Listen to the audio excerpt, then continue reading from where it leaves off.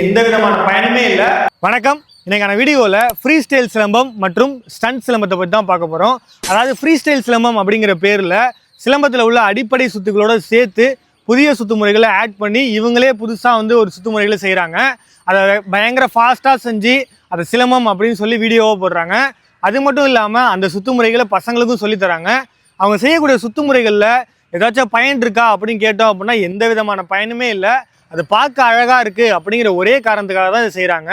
இதுக்கு அடுத்த கட்டமாக ஸ்டண்ட் சிலம்பம், அதாவது பார்த்தோன்னா காலை கட்டி கொண்டு சிலம்பம், கண்ணை கட்டி கொண்டு சிலம்பம், பைக் ஓட்டி கொண்டு சிலம்பம், சைக்கிள் ஓட்டி கொண்டு சிலம்பம், நியூஸ்லலாம் பார்க்குறோம் ஐஸ் கட்டியில் மேல் நின்று சிலம்பம். ஐஸ் கட்டியில் மேல் நின்று சிலம்பம் செய்கிறதுக்கான என்ன விஷயம் இருக்குது, எதுக்காக அதை செய்கிறோம் அப்படின்னு யோசிச்சு பாருங்கள். அதை தாண்டி ஸ்கேட்டிங் செய்து கொண்டே சிலம்பம், இதெல்லாம் நம்ம பார்த்துக்கிட்டு இருக்கோம். இதுக்கெல்லாம் ஏதாச்சும் நோக்கம் இருக்கா அப்படின்னு கேட்டால் நோக்கமே இல்லவே இல்லை. அதை தாண்டி இதெல்லாம் ஒரு சாதனைன்னு வேற சொல்கிறாங்க. சாதனை அப்படிங்கிறது மனித சக்தியோட எக்ஸ்ட்ரீம் போர்ஷனாக இருக்கணும். நீங்களே யோசிச்சு பாருங்கள், ஒரு சின்ன பிள்ளைய 1 மணி நேரம் ஐஸ் கட்டி மேலே நின்று சிலம்பம் சுத்த வச்சு அதை சாதனைன்னு சொல்லி ஒரு சான்றிதழும் நம்ம தரோம்.